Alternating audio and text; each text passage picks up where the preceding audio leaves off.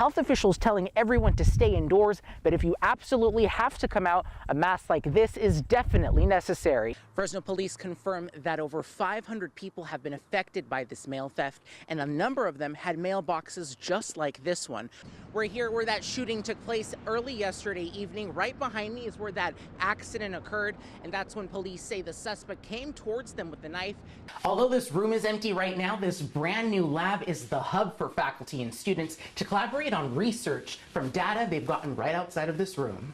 Those private security officers will be locking the gates of the park at 10 p.m. and will be patrolling the entire area until 6 in the morning. Hey, Cruz. Hey, Clayton. Is it a bird? Is it a plane? No, it's Photoshop Man, and he's here with us to talk about a very special event tomorrow.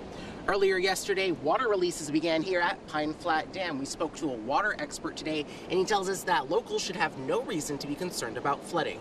That the party's just getting started here. The music's up, and I see a couple of unicorns here with me right now. This is Finley, and Finley, are you enjoying your Halloween so far? Yeah. In November, Fresno residents are going to have the opportunity to vote on Measure P. If it passes, hundreds of parks in the valley, just like this one, are going to get an upgrade.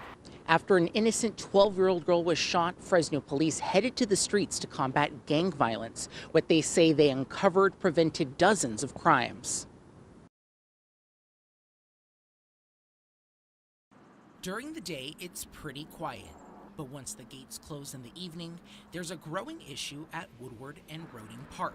Well, you see people who are engaged in criminal behavior, drug behavior, homeless people setting up encampment. City Councilman Gary Bredefield and the Fresno City Council now have a solution for it. A $67,000 3-year contract for a private security company to patrol the parks during the after hours. The main job over there at the parks is to lock the parks at 10 p.m. and reopen it until at 6 o'clock in the morning, and enforce the curfew, and also enforce any kind of any illegal activities through the park. Mike Safwat's team at Falcon Private Security have been contracted by the city to take on this task. Although calls have been slow during the winter season, he's expecting a higher number once the summer arrives. This is one of the main important parks to be, to be secured, and also because this park has a lot of people around the year. Bredefield believes that the security team will not only reduce the crime that happens at the parks, but will give the police an extra hand. Well, it frees up the police. The police can now be in the neighborhoods, which is what we want them to be. They are basically the ears and eyes for the police. The plan is to improve safety full circle, both inside and outside the park. Public safety is our number one priority, and park safety is part of that. And so this is a win-win for everybody. Those private security officers will be locking the gates of the park at 10 p.m. and will be patrolling the entire area until 6 in the morning. But at any time, if you see something suspicious, you're always encouraged to report it. In Woodward Park, Razmik Cañas, ABC 30 Action News. I am suddenly myself again.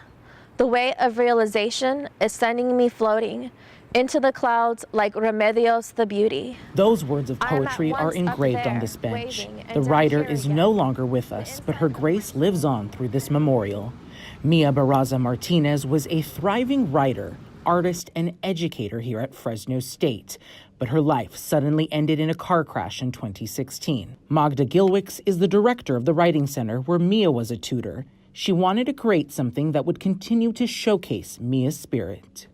Mia was so young, and I wanted to have something living to commemorate her, something that would be growing and alive. So a valley oak tree was planted here with a plaque that honors Mia with 4 very distinct words. It says campesina, it says Chicana, it says activist, it says poet. Mia's friend and former classmate Monique Quintana helped select these words. This was a lot of language that she used to talk about herself and to talk about her art and talk about all the things that the community gave her. Another element of the bench is these tiles here at the top. They not only represent Mia, but her family history.